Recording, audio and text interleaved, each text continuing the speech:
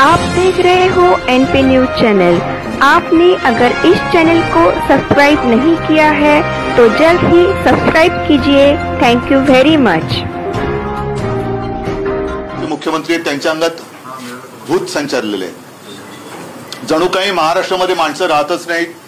महाराष्ट्राला अस्मिता, स्वाभिमान, हिम्मत, धमक, शक्ती काहीच नाहीये। कोणी यावं, टपलीत मारावं आणि आम्ही छत्रपती शिवाजी महाराज की जय बोलून नुसतंच गप्प बसायचं, हे आतापर्यंत खूप झालं। महाराष्ट्र हा छत्रपती शिवाजी महाराजांना मानतोच, हे काही वेगळे सांगण्याची गरज नाही। आणि त्यांचा अपमान झाल्यानंतर गुळमुळीत मुळमुळीत प्रतिक्रिया दिल्या जातात। त्या कोणाकडनं दिल्या जातात? ते ज्यांनी त्यांचा अपमान केलाय त्यांच्याच पक्षातल्या काही लोकांकडनं दिल्या जातात। गेले काही दिवस आपण बघतो आहोत की एकूणच देशामध्ये एक दोन महत्त्वाच्या विषयावरती चर्चा व्हायला पाहिजे आणि ते तशी व्हायला लागलेली आहे। त्यातलाच आजचा मी तिसरा विषय मांडतोय। एक म्हणजे मी काल परवाकडे शिवाजी मंदिरच्या माझ्या छोट्याशा भाषणामध्ये बोललो होतो की आपल्या देशाचे कायदे मंत्री यांनी देशाच्या न्यायालयातील न्यायमूर्तींच्या नेमणुकींवरतीच प्रश्नचिन्ह उभं केलेलं आहे। ती पद्धत ही अपारदर्शक आहे असं त्यांचं मत आहे आणि त्या नेमणुकीचे अधिकार हे पंतप्रधानांकडे पाहिजेत असं ते म्हणालेले आहेत। दुसरी एक केस सुप्रीम कोर्टात सुरू आहे, त्याच्यात निवडणूक आयुक्तांबद्दल कोणी अपील केलेलं आहे त्याच्याबद्दल किंवा चौकशी केली त्याच्याबद्दल न्यायमूर्तींची मतं आपण वाचतो आहोत। आणि न्यायमूर्तींचं मत स्पष्टपणाने ते काल परवाकडे आलेलं आहे की या देशाला शेषनसारखा निवडणूक आयुक्त पाहिजे की वेळ पडलीच तर अगदी पंतप्रधानांवरती जरी कारवाई करण्याची वेळ आली तरी तो मागे हटता कामा नये। आणि मग त्यांनी असं म्हटलेलं आहे, असं मी वाचतोय की निवडणूक आयुक्त नेमण्याची पद्धत सुद्धा तपासायला पाहिजे आणि गरज वाटली तर बदलायला पाहिजे। मग माझं मत आणखीन थोडं पुढचं जे तिसरा मुद्दा जो म्हणालो तो हाच आहे की आजपर्यंत आपल्या देशाला आता 75वा हा स्वातंत्र्य दिन आपण पाहिला। 75 वर्ष आपल्या स्वातंत्र्याला झाली। साधारणतः एक प्रघात आहे की ज्याचं सरकार केंद्रात असतं त्यांचीच माणसं किंवा त्यांच्याच विचारसरणीची माणसं ही देशातल्या विविध राज्यां किंवा सगळ्या राज्यांमध्ये राज्यपाल म्हणून पाठवली जातात। या माणसांची कुवत काय असते, या माणसांची पात्रता काय असते? जरासा एक शब्द वापरतो, कोणी गैरसमज करू नये, म्हणजे खास करून ज्येष्ठ नागरिकांबद्दल मी बोलतोय की ज्यांना वृद्धाश्रमातही जागा नाही अशांना राज्यपाल म्हणून नेमलं जातं का, हा सुद्धा एक आता प्रश्न केंद्र सरकारला विचारायला पाहिजे। आणि राज्यपाल नियुक्तीचे सुद्धा निकष हे ठरवायला पाहिजेत असं माझं स्पष्ट आणि ठाम मत आहे। राज्यपाल हे आपल्या महामहिम राष्ट्रपतींचे दूत असतात। राष्ट्रपती हे निपक्ष असायला पाहिजेत, ते असतात। आणि त्याचप्रमाणे राज्यपाल सुद्धा हे निपक्ष असायला पाहिजेत। राज्यामध्ये जर काही पेच प्रसंग उभा राहिला तर त्याची सोडवणूक राष्ट्रपती किंवा केंद्र सरकारच्या मध्यस्थीने करण्याची जबाबदारी त्यांच्याकडे असली पाहिजे असा आपला हा एक समज आहे। मात्र ज्यांचं सरकार केंद्रात असतं त्यांच्याच विचारसरणीची माणसं ही राज्यात राज्यपाल म्हणून पाठवल्यानंतर राज्यपाल जे काही बोलतात ते मला असं वाटतं गांभीर्याने घेण्याची गरज आहे। कारण आपले राज्यपाल तुम्हाला माहिती आहेत, आता त्यांना मी राज्यपाल म्हणणं हे सोडून दिले, कारण राज्यपाल पदाचा मी नेहमी बहुमान करत आलो, तो यापुढेही करीन। पण कोणी व्यक्ती केवळ राज्यपाल पदाची झूल त्यांच्यावरती पांघरली म्हणजे लगेच त्यांनी वेडवाकडं काही बोलावं हे मात्र मी आणि आपला महाराष्ट्र काही मान्य करेल असं मला वाटत नाही। आपल्याला सर्वांना आठवतंय की काही दिवसांपूर्वी आपण इथेच भेटलो होतो, तेव्हा या कोश्यारींनी मुंबई ठाण्यातल्या परिसरातील मराठी माणसाचा अपमान केला होता। आणि तेव्हा मी म्हटलं होतं की यांना आता कोल्हापुरी जोडा दाखवण्याची वेळ आलेली आहे। त्याच्यानंतरही हे महोदय थांबले नाहीत। त्याने आता छत्रपती शिवाजी महाराजांचा एक जुन्या काळातला आदर्श त्याच्यावरती आमचे कोल्हापूरचे जिल्हा प्रमुख चांगले म्हणाले की बाप हा बाप असतो, तो जुना आणि नवा कसा काय म्हणणार तुम्ही? त्याच्यामुळे आदर्श हा आमचा आहेच, ते आमचं दैवत आहे। हळूहळू मला असं वाटते की ही जी काही शक्कल आहे ती केवळ या राज्यपालांच्या काळी टोपीतून आलेली नाहीये। त्याच्या मागे कोण आहे, या सडक्या मेंदूच्या मागील मेंदू कोण आहे हे सुद्धा शोध घेण्याची वेळ आलेली आहे। कारण हळुवारपणाने महाराष्ट्रातल्या आदर्शाचा अपमान करायचा, सावित्रीबाई फुलेंबद्दल पण असेच बोलले होते, पण आपण तेव्हा जाऊ द्या असं होतं कधी कधी, जाऊ द्या असं होतं कधी कधी। सातत्याने अपमान करत राहायचा आणि हळुवारपणाने महाराष्ट्राच्या मनातले, महाराष्ट्राच्या रक्तात भिनलेले आदर्श पुसून टाकून मग आपली जी भाकड म्हणजे त्यांची जे काही नेते मंडळी आहेत त्यांचे आदर्श म्हणून एक प्रतिमा जनतेच्या मनात बिंबवण्याची आणि ठसवण्याची ही त्यांची जी काही सतत चाललेली वृत्ती आहे किंवा चाल आहे हिचा आम्ही निषेध तर केलेलाच आहे. गावोगावी त्यांच्या प्रतिमेला जोडे मारलेत, कोणी तर मी असं पाहिलं त्यांचं म्हणजे एक धोतर घेऊन जाळलं वगैरे, ह्या सगळ्या गोष्टी झाल्या.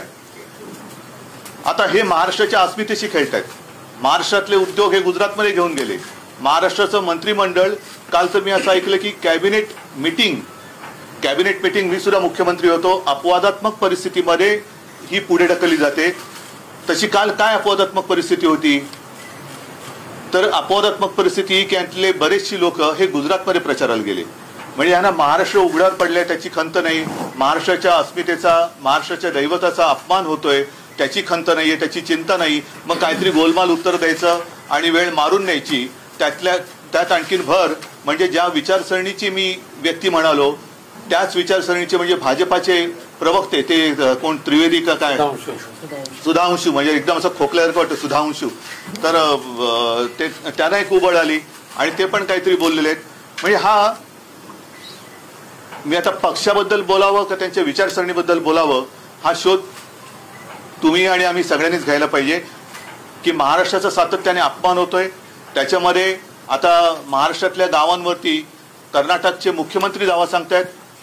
हा एक महत्वाचा मुद्दा आहे, कारण आज महाराष्ट्रामध्ये ईडी सरकार किंवा खोके सरकार किंवा मिंधे सरकार आहे. या सरकारला मुख्यमंत्री आहेत का काही कळत नाही, कारण मुख्यमंत्री कधी बोलतच नाहीत. त्यांना विचारलं तर ते सांगतील मी काळजी करू नका, पंतप्रधानांना मी सांगितलेलं आहे. पंतप्रधान म्हणाले त्यांनी 40 गावं घेतली तर घ्या, आपण पाकव्याप्त काश्मीर जिंकल्यानंतर 100 गावं आम्ही महाराष्ट्राला देऊ, असे ते कदाचित सांगू शकतील. पण त्यांच्याकडनं काही अपेक्षा नाहीच आहे. उपमुख्यमंत्री नेहमीप्रमाणे सारवासारव करतायत. पण सांगण्याचा मुद्दा काय की पक्षाचे किंवा राज्याचे मुख्यमंत्री, विशेषतः भारतीय जनता पक्षाच्या अखत्यारीतले, हे त्यांच्या वरिष्ठांच्या मर्जीशिवाय काही बोलू चालू शकतात का? आणि ते जर नसेल तर मग बोंबईच ना, बोंबई जे काय बोललेत हे त्यांच्या वरिष्ठांच्या परवानगीशिवाय बोललेत का? म्हणजेच भारतीय जनता पक्षाचा महाराष्ट्राच्या अस्मितेवरती घाला घालण्याचा हा प्रयत्न, महाराष्ट्राचे तुकडे पाडण्याचा प्रयत्न, महाराष्ट्राचे उद्योगधंदे इतरत्र पळून महाराष्ट्र बेकार कंगाल करण्याचा प्रयत्न हा त्यांचा पक्षाचा राष्ट्रीय कार्यक्रम आहे का? याचं उत्तर त्यांनी दिलं पाहिजे. आणि मला असं वाटतं बरेच जण, आज पवार साहेब पण बोललेत, स्वतः उदयनराजे बोललेत, संभाजीराजे पण बोलतायत, आणखीन सगळेच बोलतायत. आता वेळ आलेली आहे की जर ह्या राज्यपालांना हटवलं गेलं नाही तर या महाराष्ट्र द्रोह्यांचा विरोध तमाम महाराष्ट्र प्रेमींनी एकत्र येऊन केला पाहिजे. आणि या 2-3 दिवसात, 2-4 दिवसामध्ये आपण वाट बघूया. मी तमाम महाराष्ट्र प्रेमींना आवाहन करतोय, आवाहन म्हणजे विनंती करतो आहे की हे असंच चालत राहिलं तर आपल्या डोळ्यात देखत आपल्या या शूरवीर म्हटल्या जाणाऱ्या राज्याची ही अब्रू किंवा अब्रूची लखतरं ही वेशीवरती ही टांगतायत आणि ती आपल्याला नुसतं बघत बसावी लागतील. म्हणून आपण आत्ताच वेळ आहे सगळ्यांनी एकत्र येऊन एक खणखणीत आणि दणदणीत इंगा या महाराष्ट्र द्रोह्यांना हा दाखवलाच पाहिजे. मग त्याला महाराष्ट्र बंद करायचंय, मोर्चा काढायचा आहे, काय करायचंय ते या सगळे जे महाराष्ट्र प्रेमी आहेत, मग मी पक्ष वगैरे बाजूला ठेवून सगळ्यांना आवाहन करतोय. अगदी भारतीय जनता पक्षातले महाराष्ट्र प्रेमी लोक जरी सोबत आले तरी त्यांना सुद्धा मी आमंत्रण देतोय की तुम्ही या.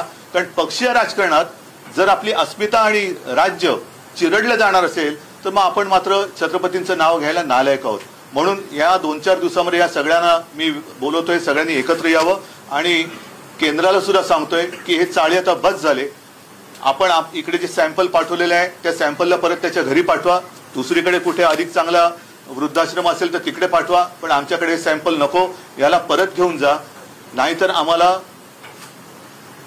काही ना काहीतरी म्हणतोय ह्याचा अर्थ जेव्हा काही करू तेव्हा लक्षात येईल, पण आंदोलन केल्याशिवाय आम्हाला स्वस्थ बसता येणार नाही. म्हणून परत एकदा या गोष्टीचा नुसता निषेध असो किंवा हे स्लिप ऑफ टंग असं नाहीये. ही स्लिप ऑफ टंग एकदाच होऊ शकते, सारखी सारखी होऊ शकत नाही. आणि मी जी तुम्हाला आता काही 2-3 गोष्टी सांगितल्या त्याचा जर का विचार केला तर मला असं वाटतं की हीच वेळ आहे, आत्ताच वेळ आहे. कारण आत्ता ही वेळ जर का गेली तर आपला महाराष्ट्र, यांनीच जाहिरात केली होती ना कुठे नेऊन ठेवलाय महाराष्ट्र माझा, तर हे महाराष्ट्र आपला कुठे नेऊन ठेवतील याचा आपल्याला अंदाज सुद्धा लागणार नाही. म्हणून परत एकदा सगळ्यांना जे महाराष्ट्र प्रेमी आणि या महाराष्ट्र द्रोह्यांचे जे विरोधक आहेत, कारण महाराष्ट्रातील विरोधी पक्ष असं मी मानत नाही, महाराष्ट्र विरोध्यांचा विरोधी जो कोणी आहे, महाराष्ट्र प्रेमी जे आहेत, त्यांना सगळ्यांना एकत्र येण्याचं मी एक आवाहन करतोय आणि त्याची वाट बघतोय. नाही तर शिवसेनेला जे पाहिजे ते करणारच आहे. जर सगळे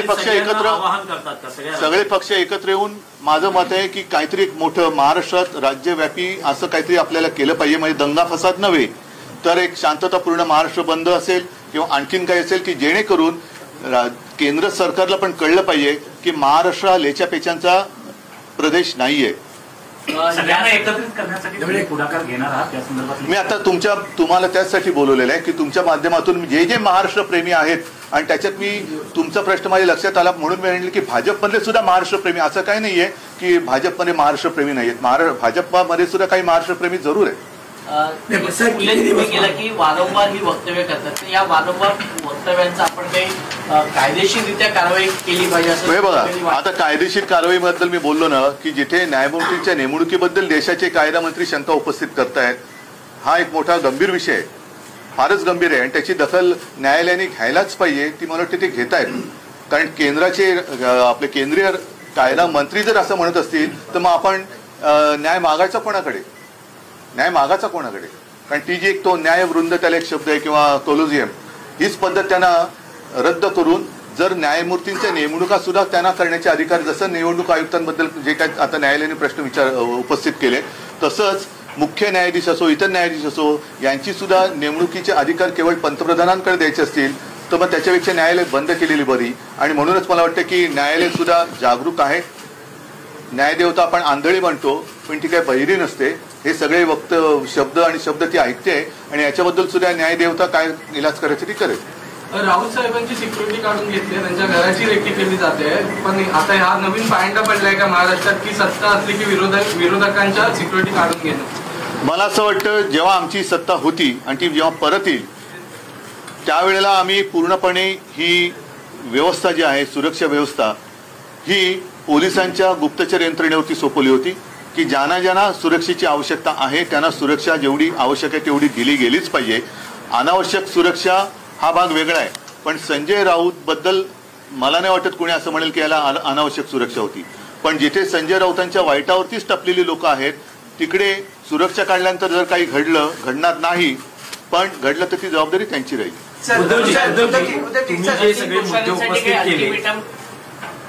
तुम्ही सगळे जे मुद्दे उपस्थित केले आणि महाराष्ट्र बंदची ही तुम्ही त्या दृष्टीनं भूमिकाही व्यक्त करताना दिसत आहात, पण भाजपचे नेते आणखी एक मुद्दा या निमित्तानं उपस्थित करत आहेत की राहुल गांधी महाराष्ट्रात येतात, सावरकरांच्या बाबतीत बोलतात आणि उद्धवजी फक्त आपण त्यांच्या विधानाशी सहमत नाही इतकीच भूमिका मांडतात. शिवसेना पण छत्रपतींचा अपमान करणाऱ्यांनी आम्हाला सावरकरांचं महत्व पटवून देण्याचा प्रयत्न करू नये.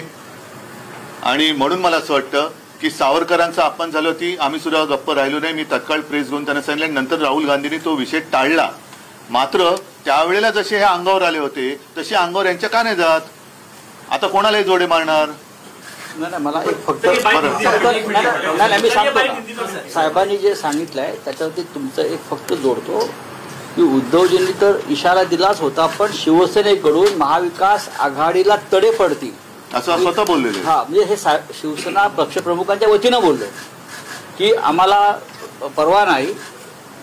अशा प्रकारच्या वक्तव्यामुळे महाविकास आघाडीला तडे पडतील, ऐक्य धोक्यात येईल आणि मी सहन करणार नाही, एवढी ठाम भूमिका माननीय पक्षप्रमुखांनी घेतलेली आहे. तशीच भूमिका आता या मिंदे गटाने घ्यावी.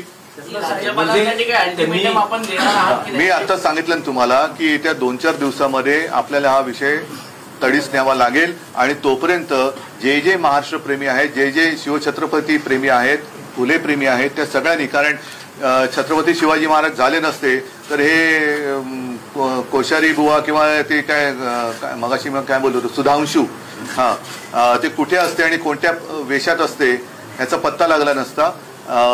तसंच सावित्रीबाई फुले झाल्या नसत्या तर महिला शिक्षणाचं काय झालं असतं. तर एकूणच हे आता अति झालं. ज्याला काही आगापिछा नाही अशी लोक राज्यपालपदी नेमली जात आहेत आणि राज्यपाल पदाची अवहेलना होते. पर्याय महाराष्ट्राची होते।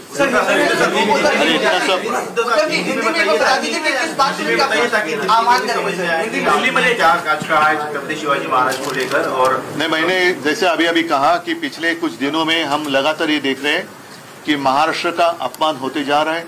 एक तो जब से ये मिंदे सरकार महाराष्ट्र में आई है उसके बाद लगातार सिलसिला जारी है कि महाराष्ट्र से एक एक करके उद्योग बाहर जा रहे हैं, उद्योग बाहर जा रहे हैं, इसमें कमी पड़ रही है। इसलिए हमारे जो राज्यपाल महोदय, मैं उनको राज्यपाल महोदय नहीं कहूंगा आपसे, क्योंकि राज्यपाल पद का आदर करना चाहिए और जिसका आदर मैं करता हूं, लेकिन इस व्यक्ति कोश्यारी बार बार महाराष्ट्र के खिलाफ या महाराष्ट्र का अपमान करते जा रही है।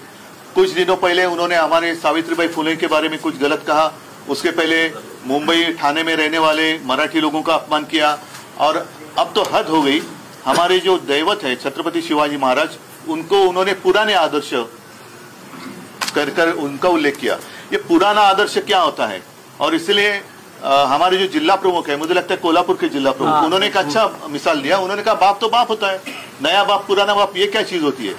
तो ऐसे जो लोग होते हैं इनको तुरंत यहाँ से हटाना चाहिए। और मैंने जैसे कहा कि अब एक दो विषय पर विवाद या चर्चा हो रही है। जैसे हमारे देश के लॉ मिनिस्टर है किरण रिजिजू, उन्होंने कहा, उन्होंने तो आशंका जताई है कि जो भी हमारे जस्टिस होते हैं उनकी नियुक्ति होती है उसके लिए कोलिजियम होता है, उसके ऊपर उन्होंने आशंका जताई है कि इसमें अपारदर्शिता है और वो अधिकार प्राइम मिनिस्टर को होने चाहिए। मतलब ये जो पूरी संस्था है, न्याय संस्था, वो भी आपके हाथ में वो लेना चाहते हैं, जिसका विरोध तो होना चाहिए और उसके ऊपर कार्रवाई कोर्ट तो करेगी। साथ ही साथ और एक विवाद चल रहा है, एक केस चल रही है सुप्रीम कोर्ट में इलेक्शन कमिश्नर के बारे में, और उसमें हमारे जो न्यायमूर्ति साहब है उन्होंने कहा है कि ये इलेक्शन कमिश्नर कैसे उनको नियुक्त किया जाता है उसके ऊपर भी एक चर्चा होनी चाहिए, उसकी कुछ तो सिस्टम होनी चाहिए। और इसी तरीके से गवर्नर या राज्यपाल कौन नियुक्त करता है, क्या क्राइटेरिया है। अब तक तो ऐसे माना जाता है और हमने देखा है कि जिसकी सरकार केंद्र में होती है वो उनके मर्जी से उनके व्यक्ति अलग अलग राज्य में भेजते हैं। स्वाभाविक है जो भी व्यक्ति वो राज्य में भेजते हैं वो उनके विचारधारा के अनुसार चलते हैं। और अब ये सवाल उठता है कि जो हमारे कोश्यारी शिवाजी महाराज जी के बारे में जो उन्होंने कहा, सावित्रीबाई फुले के बारे में उन्होंने कहा, तो विचारधारा की अगर बात करें तो ये क्या भाजपा की विचारधारा है। दूसरी बात, ये थोड़ा कम हो रहा है या इससे शायद नजर हट जाए, इसलिए हमारे जो पड़ोसी राज्य है उसके जो मुख्यमंत्री है बोमई, ऐसे लगता है कि उनके शरीर में भूत ने प्रवेश किया है, अंगत भूत है तो म्हणता ना। और क्या कैसे पता नहीं, हमारे 40 गांव पर उन्होंने दावा ठोक दिया। तो क्या महाराष्ट्र में लोग रहते नहीं है? महाराष्ट्र में क्या हिम्मत नहीं रही? बाकी महाराष्ट्र का स्वाभिमान वगैरह हमने कुछ छोड़ दिया और ये ऐसे कोई भी आएगा और हमारे खिलाफ कुछ भी बकते चले जाएगा, ये अभी बर्दाश्त नहीं होगा। और इसलिए मैंने कहा कि अब समय आया है, ये सारी जो बातें हैं हम अनदेखी करें तो शायद आगे जाकर हमें कुछ दिखाई नहीं देगा। तो अब समय है, और मैं आपके माध्यम से जितने सारे महाराष्ट्र के प्रेमी है, छत्रपति शिवाजी महाराज जी के प्रेमी है, फुले, शाहू, अंबेडकर सब प्रेमी है, भक्त है, उनको मैं कहता हूँ चलो पार्टी बाजू में रखते हैं। अगर हमारा राज्य रहेगा तो हम रहेंगे। देश तो बड़ा है, देश तो रहना ही चाहिए, लेकिन राज्य की अस्मिता, राज्य का स्वाभिमान, उसको अगर ठेस पहुंचती है तो हमें इकट्ठा आकर उसका विरोध करना चाहिए। और कुछ दिन इंतजार करेंगे, 2-5 दिन इंतजार करेंगे। अगर ये जो पार्सल है वो आया था अमेजोन से, वो अमेजोन से वापस जाए तो अच्छा है, नहीं तो उसको वापस भेजना पड़ेगा। और नई कोई काबिल व्यक्ति महाराष्ट्र में इस स्थान पर आनी चाहिए, अन्यथा हमें कुछ ना कुछ करना पड़ेगा। जैसे महाराष्ट्र बंद की बात हो या विराट मोर्चा की बात हो, या देखा जाएगा, सबको साथ में लेकर हम तय करेंगे।